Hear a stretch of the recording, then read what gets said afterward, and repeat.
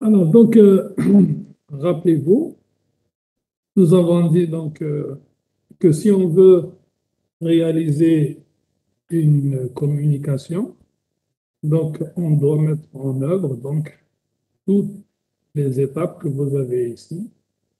C'est-à-dire qu'à partir d'une source, donc on va évidemment avoir un flux.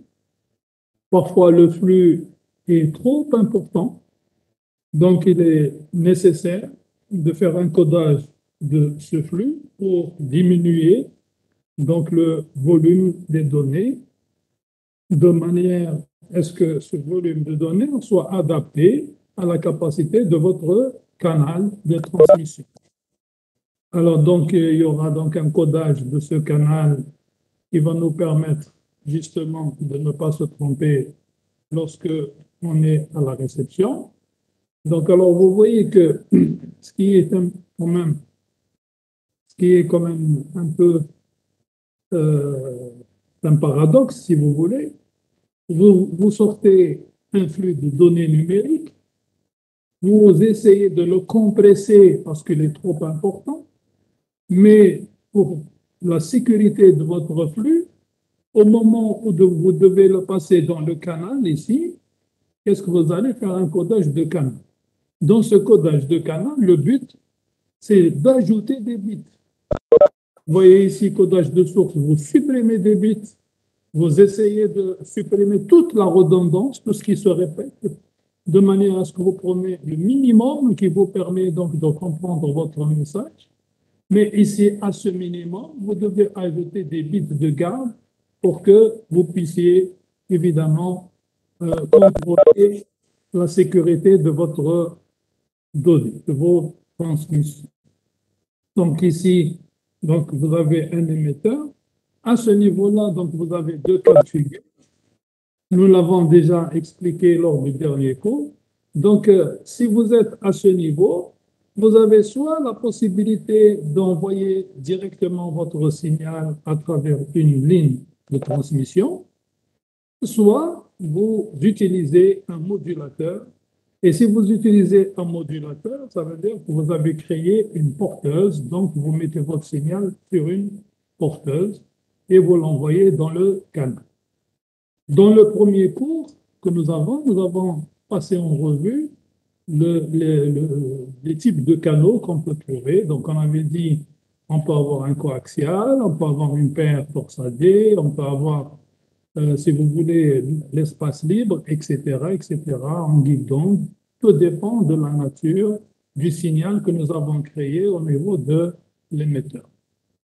Donc, généralement, le canal, c'est jamais quelque chose de parfait. Allô, est-ce que vous m'écoutez? Est-ce que vous entendez bien? Oui, monsieur, oui. Euh, vous suivez un peu ce que je dis là? C'est bon ou vous voulez que je reprenne un peu? Est-ce que c'est correct que vous entendez là? Est-ce que vous arrivez à comprendre? Allô? Oui, c'est clair, monsieur. Ok, donc je continue. Alors, donc, je disais, donc ici, comme le canal, c'est jamais parfait, vous savez, dans le cours, je vous ai pris le cas que nous connaissons tous, c'est notre conduit vocal. Quand vous prenez un conduit vocal et que vous envoyez à partir de vos poumons une onde acoustique, cette onde acoustique va trouver un conduit qui est visqueux, qui est chaud, etc., etc. Et l'onde, lorsqu'elle parcourt ces différents éléments de votre canal, elle perd de l'énergie. Donc, c'est ce qu'on appelle les pertes dans le canal. Et ces pertes, c'est lié à cette viscosité, quand vous voyez vos membranes, elles sont molles, donc il y a un effet de chaleur.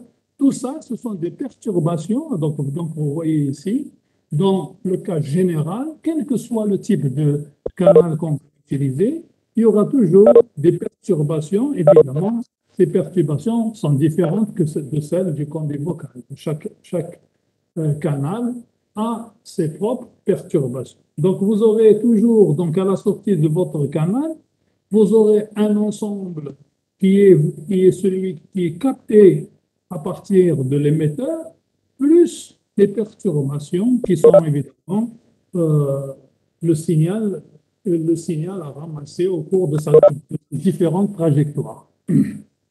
Donc, le problème qui va se poser, c'est que si je veux recevoir mon signal, il faudra donc que j'arrive à décoder ce canal-là, arriver à décoder la source et à réussir donc à reconstruire le message qui va aller vers le destinataire.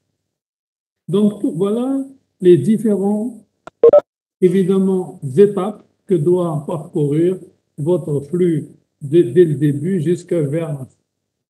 Alors, revenons à la source. Donc, qu'est-ce que nous avons dit la dernière fois?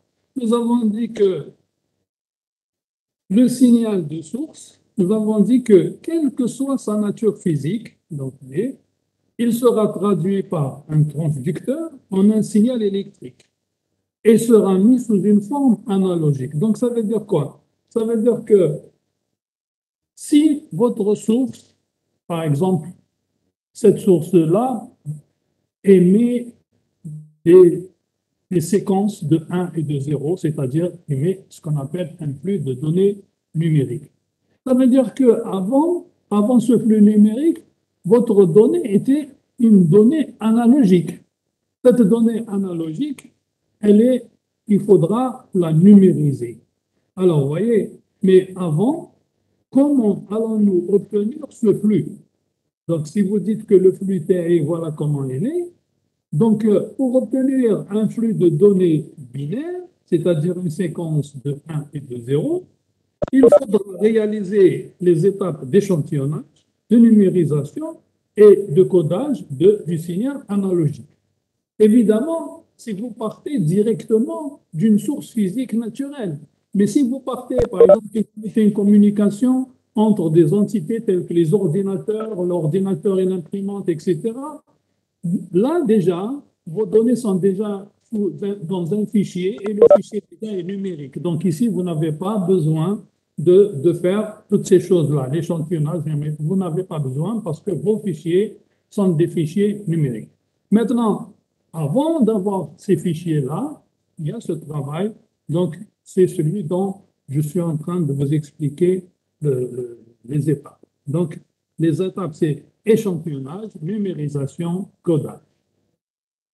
Alors, donc, si vous faites, à partir d'un signal analogique, vous faites ces étapes-là, alors le résultat, c'est un flux binaire ou une séquence binaire.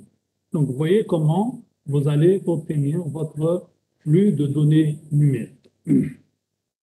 Alors, maintenant, chaque source peut vous générer cette séquence. Comment nous allons caractériser cette source? Alors, la source, on dit donc, on pourra dire alors que la source a fourni un flux de données numériques qui est en fait qu'une suite aléatoire de 0 et de 1, équiprobable, cadencée par une horloge. Donc, vous voyez que donc, la cadence, la probabilité d'apparition des 0 et de 1, tout ceci va provenir d'une source. Donc, ce sera les caractéristiques de votre source. Alors, pour bien comprendre ceci, considérons la figure suivante. Donc, si vous regardez la figure suivante, regardez ici, donc si vous voyez ma souris, donc vous avez ici les tops d'horloge. Donc, vous voyez les tops d'horloge. Donc, vous avez un certain nombre de tops d'horloge. Qu'est-ce que ça veut dire cadencer? Cadencer, ça veut dire tout simplement à chaque période, donc vous voyez ça, c'est une période d'horloge. À chaque période, vous faites sortir une unité, un élément bit de votre séquence et la suivante, vous faites sortir un autre, etc., etc. Donc, ça veut dire que à chaque période de l'horloge, il y a un élément bit qui va sortir de votre source. Donc, c'est ce qu'on appelle cadencé par l'horloge. Donc, vous voyez que si je regarde ici, cette flèche-là que vous voyez ici, là, donc vous voyez cette flèche, j'ai mis en bas, c'est le TB, c'est-à-dire c'est la durée d'un bit. Mais vous voyez bien que cette durée d'un bit correspond au top, c'est-à-dire ici à la période de votre horloge. Donc la période de votre horloge, c'est elle qui vous donne la durée de votre bit. Donc si je veux caractériser ma source, il faudra que je sache combien de bits elle me fait sortir par unité de temps. C'est ce qu'on appelle le débit binaire. Le débit binaire D, c'est le nombre de bits par unité de temps. C'est le nombre de bits par seconde et il se calcule comme D égale 1 sur la durée d'un bit. Donc, à titre indicatif, nous avons dit, si vous regardez le signal vocal dans le réseau téléphonique commuté, c'est-à-dire RTC, vous allez calculer le D et, enfin calculer, il est déjà connu puisqu'il est déjà calculé, c'est ce qui est utilisé par les PTT. Donc, D est égal à 64 kilobits par seconde. Donc, vous voyez un petit peu, donc si je regarde ici, donc vous voyez comment vous allez générer les 1 et les 0. Donc, ça veut dire que maintenant, à partir de maintenant, vous avez votre séquence ici, vous avez votre séquence de 1 et de 0, qui se sont évidemment, ici, c'est ce que je vous ai dit pendant le cours, je vous ai dit, ça, c'est des éléments binaires, donc, si vous voulez, mathématiquement, ils n'ont pas une existence physique. Alors, mais si je veux transmettre dans un canal cette séquence-là, qu'est-ce que nous avons dit? Nous avons dit que cette séquence-là, on doit lui faire un codage qui lui permet de passer deux unités élémentaires qui sont ici vers des unités élémentaires mais analogiques. Alors, donc si je regarde ici, la dernière fois, donc nous avons dit, voilà, si je prends un exemple ici, vous voyez, alors est-ce que tout le monde a sous les yeux les codes en ligne? Est-ce que vous l'avez? Oui. Voilà, donc je reprends. Vous avez tout à fait en haut, vous avez l'horloge, donc comme je l'ai expliqué. En bas, vous avez donc les données qui correspondent donc à cette horloge. Et donc, vous voyez, dans le cas où j'utilise le codage NRZ, vous voyez que les 1 et les 0 seront transformés en un signal que vous avez ici, qui est un signal analogique. Donc, vous voyez, c'est ce signal analogique qu'on va transmettre, qu'on va émettre. Ce ne sont pas les 1 et les 0, mais ce sont ce signal ici que vous avez. Dans le cas où vous utilisez le passage des données vers ce signal par codage NRZ unipolaire. Évidemment, si vous utilisez un autre canal, par exemple ici codage NRZ bipolaire, vous aurez à la forme du signal analogique qui est différente de la première. Et ainsi de suite. Donc ici, je vous ai représenté les plus connus, codage RZ50 et Manchester. Donc vous voyez dans le cas du Manchester, vous voyez un peu le signal, comment il est obtenu. Donc ça veut dire quoi? Ça veut dire que vous avez donc une séquence, un flux de données numériques, c'est-à-dire une séquence de 1 et de 0. Vous utilisez un code en ligne pour lui donner une forme analogique que vous avez devant vous ici. Donc, si vous transmettez le signal tel que c'est, vous dites que j'ai transmis mon signal en bande de base. Vous n'avez rien fait, vous avez juste fait le codage et le résultat du codage, vous l'avez transmis. Maintenant, si vous prenez ce signal et que vous le mettez sur une porteuse, ça veut dire que vous avez fait ce qu'on appelle une modulation. Et là, ça veut dire que vous avez utilisé un porteur. Donc, dans ce cas-là, votre transmission, elle est faite avec une modulation. Alors, mais pourquoi on est en train de parler de plusieurs codages? Pourquoi on ne prend pas un codage et on n'en parle plus? Vous voyez très bien que chaque codage vous donne une forme d'onde qui est différente. Donc, comment allons-nous faire le choix de ce codage? Eh bien, le choix, on le fait en fonction de notre canal, parce que maintenant, ce signal qui est ici va passer dans un canal. Et pour qu'il passe correctement dans ce canal, il faut que la capacité du canal soit adaptée au codage que nous avons réalisé. Mais que ça veut dire qu'il soit adapté? Ça veut dire que le signal obtenu après codage, lorsqu'on regarde le contenu spectral, c'est-à-dire toutes les fréquences contenues dans ce signal, si on le regarde, et on va regarder notre canal et on va voir qu'est-ce qu'il peut passer comme fréquence. Et on voit que la capacité et le nombre de fréquences contenues dans le signal, c'est quelque chose qui se correspond. Donc, il n'y a pas, donc ça veut dire que toutes les fréquences contenues dans le signal peuvent passer dans le canal. À ce moment-là, on dit qu'il y a une adaptation entre le signal émis et le canal de transmission. Alors, mais comment physiquement on va s'en rendre compte? Eh bien, on va calculer ce qu'on appelle le spectre. Alors, si vous regardez ici, donc vous voyez, donc dans ce cas-là, donc vous voyez dans le cas du codage NRZ, vous voyez le spectre que vous allez obtenir. Donc vous voyez bien, évidemment, j'ai pris uniquement la partie positive, la partie négative, on n'en parle pas ici, parce que sinon, il y a la même chose ici qui revient là-dedans. Donc, ce qui nous intéresse, nous, c'est cette partie ici. Quelle est la caractéristique que l'on peut déduire à partir de ce schéma? Donc, si je regarde déjà, si je garde mon 0, je vois qu'au niveau de 0, mon spectre est maximum. Donc, ici, comme c'est normalisé, c'est 1. Donc, ça veut dire que dans le cas du NRZ, j'ai ce qu'on appelle une composante continue, puisque 0, la fréquence 0, c'est le signal continu. Donc, ça veut dire la composante continue, elle est maximale. Donc, elle va jusqu'à... Donc, si j'utilise le codage NRZ, ça veut dire que dans mon signal, je crée un signal où il y a une composante continue qui a une énergie la plus importante de mon signal. Donc, ça veut dire, si dans la chaîne, cette composante ne passe pas, ça veut dire que mon signal n'est pas adapté à mon canal. Donc, il faudra faire attention que si j'utilise donc le codage NRZ, il faut que dans ma chaîne, il n'y a pas un transformateur qui va bloquer les composantes continues. Si ce transformateur existe, ça veut dire que le codage NRZ n'est pas bon. Deuxième caractéristique. Donc, vous voyez que la majorité de votre énergie, elle se situe entre 0 et D, D étant le débit, souvenez-vous. Donc, vous voyez que le lobe, donc ici, de largeur delta F ici, est égal au débit. Et à l'intérieur de 0D, nous avons pratiquement 91% de la puissance du signe.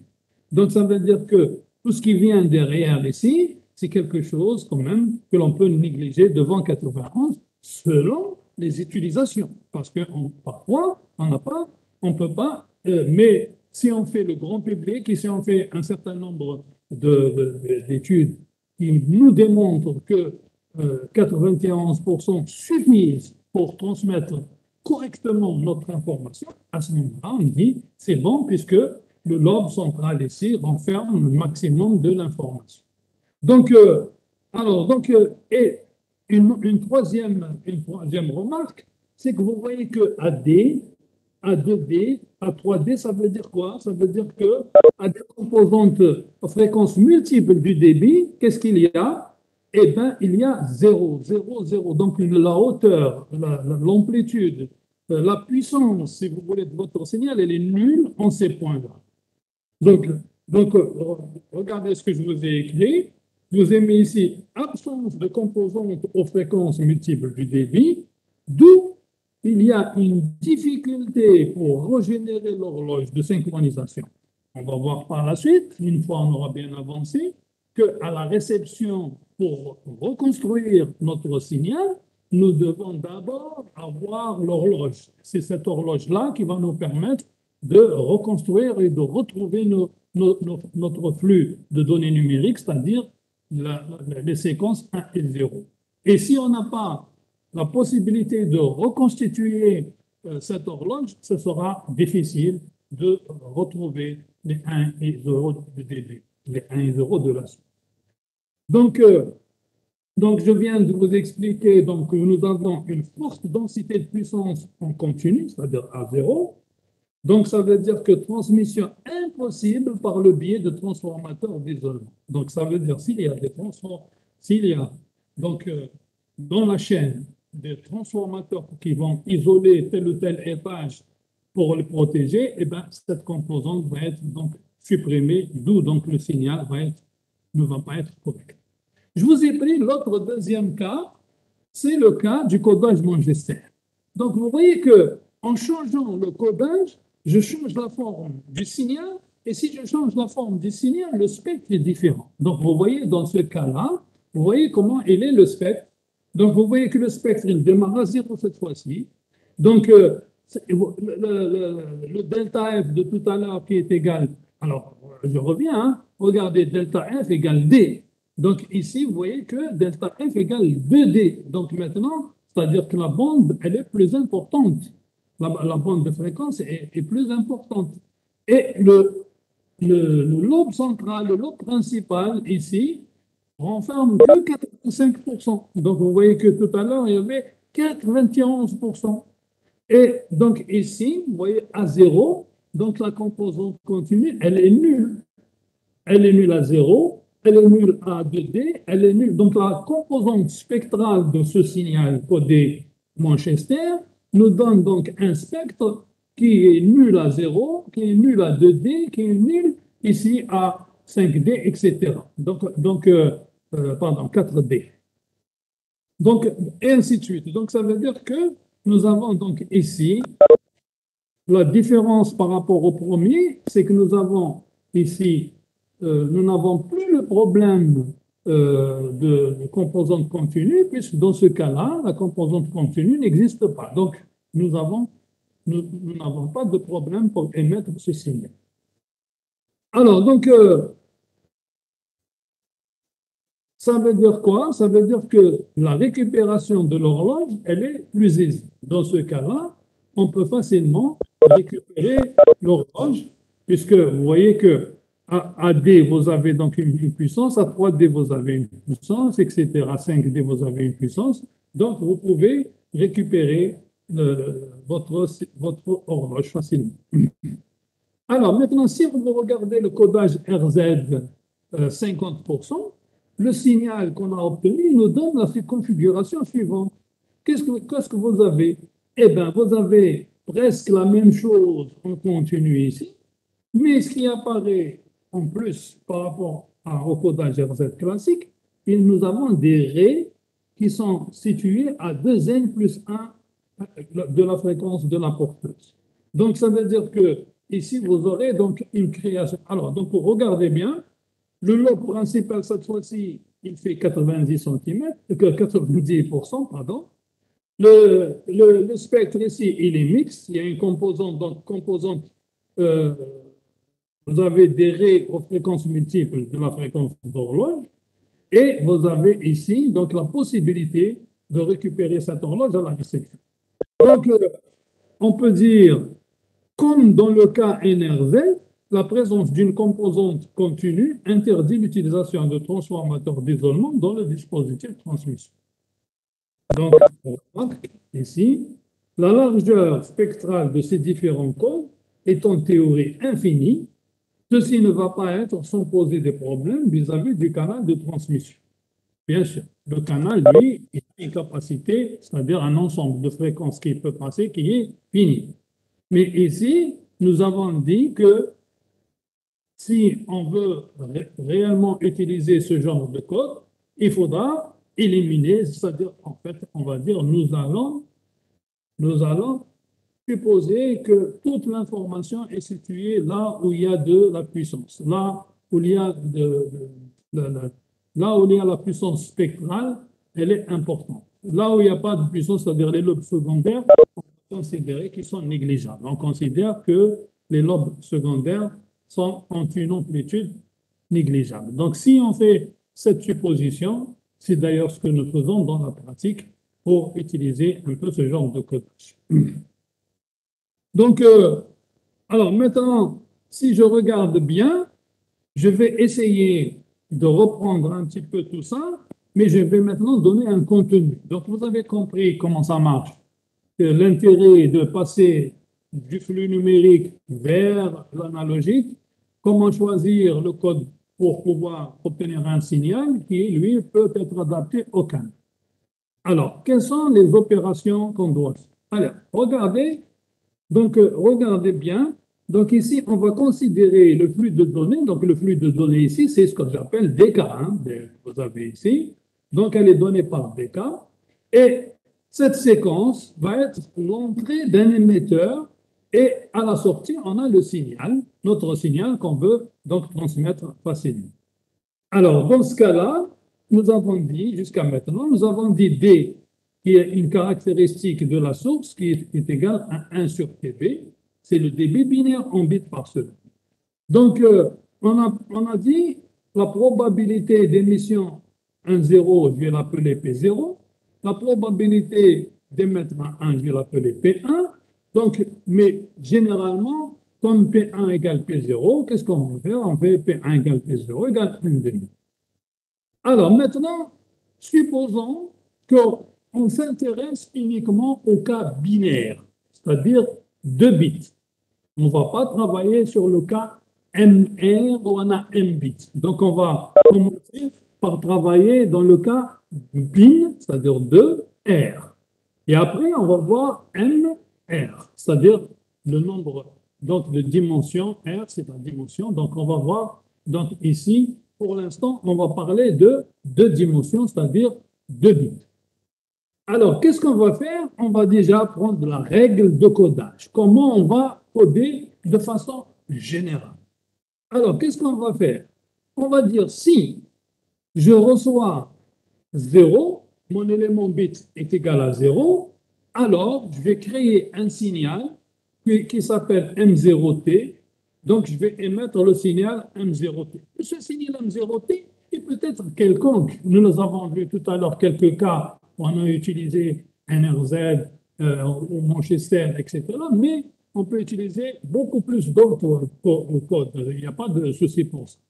Donc, si dk égale à 0, on va supposer que le signal que nous avons créé pour ce cas-là, c'est M0. Donc, ça veut dire que M0, c'est lui qui nous représente le 0, l'élément bit 0. M0, le signal M0 qui est le signal analogique, il me représente le signal dk qui est égal à 0. Et la même chose ici, si je mets si dk égale à 1, alors je vais émettre un signal M1 de t, ça veut dire que je vais créer un signal M1 de t, qui peuvent être tout à fait différents ou bien une relation entre eux, on verra bien. Donc, de façon générale, ce sont ces M0, M1, M2, M1, tout ça, on appelle ça des symboles. Donc, vous voyez, chaque signal appelé aussi symbole MI de T. Donc, si vous regardez la littérature et que vous voulez trouver et que vous trouvez M0 de T, c'est le symbole, donc vous comprenez d'où vient le terme symbole. Donc, ça veut dire c'est lui qui représente l'élément bit qui venait derrière.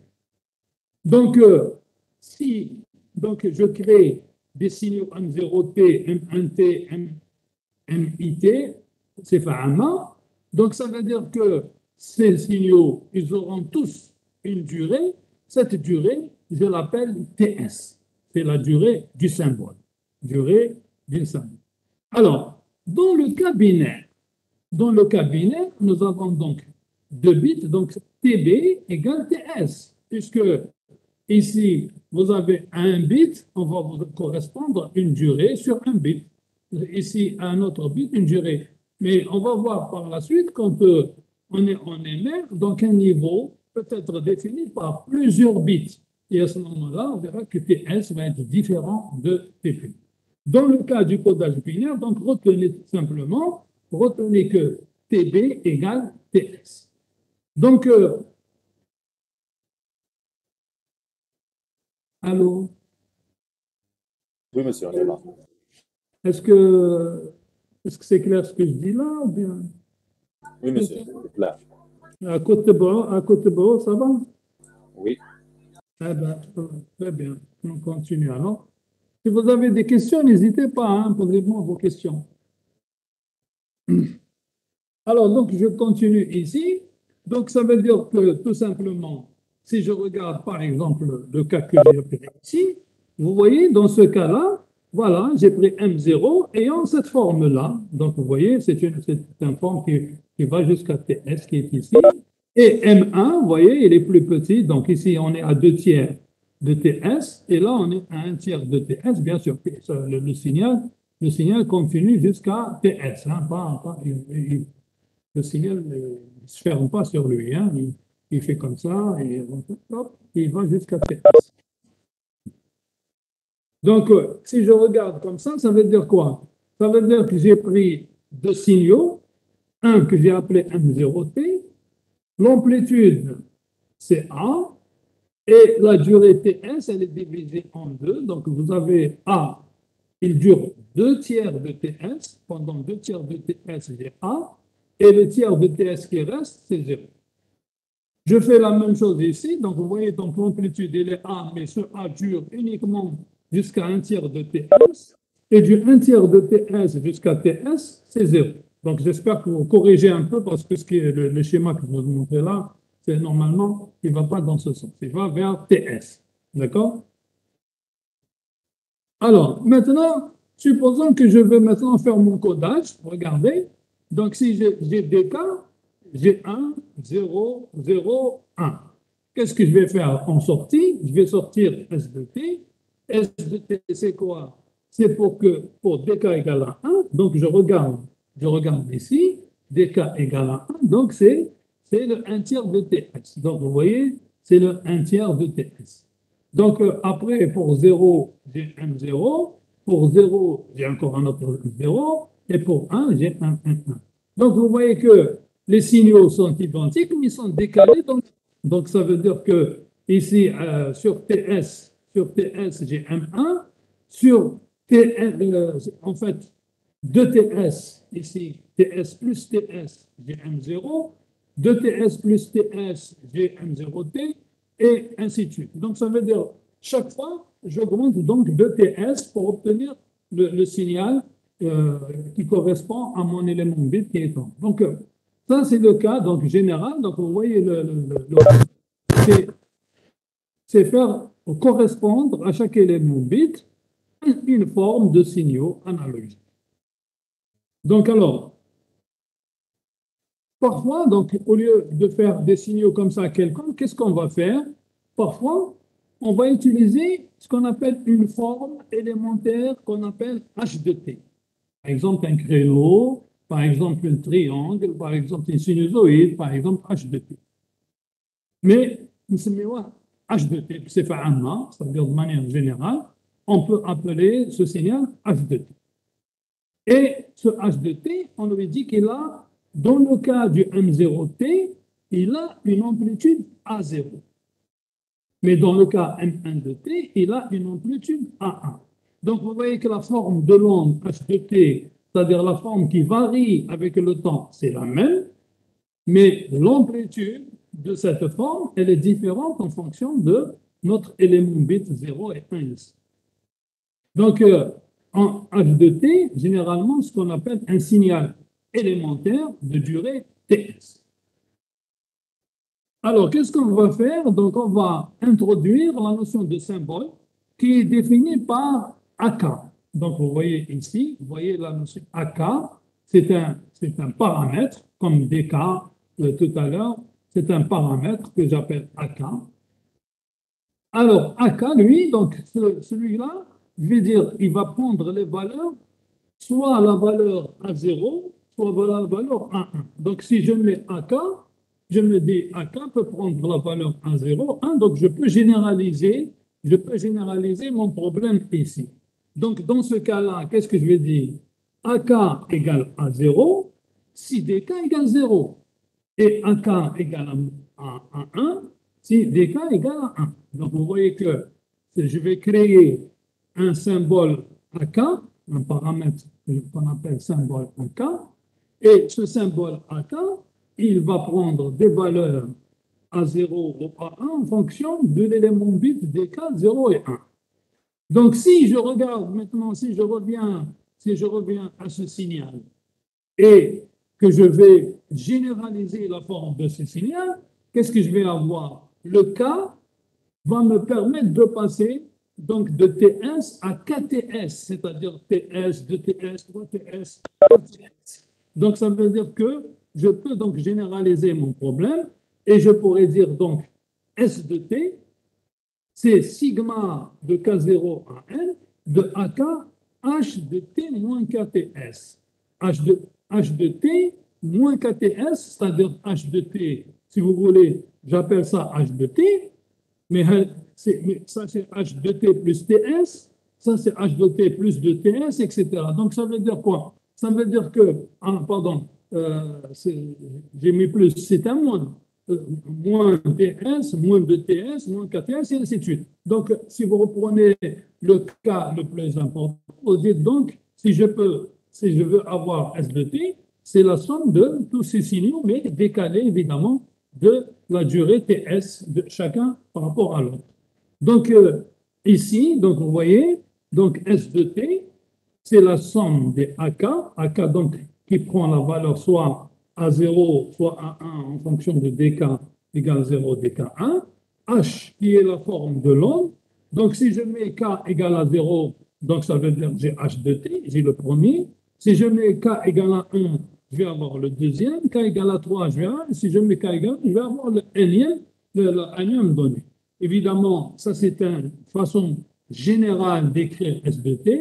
Dans le cas binaire, normalement, on peut mettre K de 0 à 1. Et il prend la valeur 0 et 1. Donc, mais ici, on a mis N pour généraliser le problème. Est-ce que vous avez compris ce que je viens de dire? Oui, monsieur. C'est clair? Monsieur, s'il vous plaît, نعم. لو كان نحبوا نبدلوا لومبليتود تاع السينيال تاعنا ما بين الام 0 والام 1 دونك لا فورم هذه ما توليش افيكاس نو Oui, vous changez comme vous voulez, mais AK va prendre le changement que vous avez réalisé. AK يتبع واش درت. Si vous prenez, au lieu de prendre A0, vous prenez AN, AB ou là, ce que vous voulez, ben, K va prendre ces valeurs. Le AK, il prend les valeurs qui sont devant H de T. N'importe quelle valeur que vous prenez, avec liée à la valeur K. Donc, imaginez, au lieu d'avoir 2, vous avez M0, M1, M2, M3, M4, jusqu'à N. Vous aurez donc A0, A1, etc., jusqu'à N. À ce moment-là, vous avez un ensemble de valeurs de A0 jusqu'à N, et AK peut prendre n'importe quelle de ces valeurs en fonction de cette formule-là. Ça veut dire qu'on ne sait pas exactement où est-ce que vous êtes, si vous êtes à deuxième durée du symbole, la troisième durée du symbole, la quatrième, etc. Vous avez compris? Oui, monsieur, très bien, merci beaucoup. Alors, donc, vous voyez maintenant, finalement, regardez bien, c'est un cas bien connu. Hein. Regardez, je vais choisir maintenant M0 avec une amplitude A et M1 avec une amplitude moins A. Donc, vous voyez que c'est exactement le même, sauf que A est ici moins A. Donc, l'un est l'inverse de l'autre. Donc, si vous prenez ça, donc qu'est-ce que ça veut dire? Ça veut dire que si vous prenez A égale à 1, donc ça veut dire M0, vous voyez, M0 égale 1 fois H de T. Si vous prenez M1 égale à moins 1 H de T. Donc, ça veut dire quoi? Ça veut dire que si vous mettez maintenant, dans ce cas-là, vous avez le AK qui va prendre les valeurs A0 qui est égal à 1 et A1 qui est égal à moins 1. Donc, ça veut dire que dans ce cas-là, l'espace dans lequel AK prend ses valeurs, c'est un espace où il y a uniquement deux valeurs, le 1 et le moins 1. Donc, vous voyez ici le 1 et le moins 1. Au lieu de mettre A0 et A1, donc ici, on a 1 et moins 1.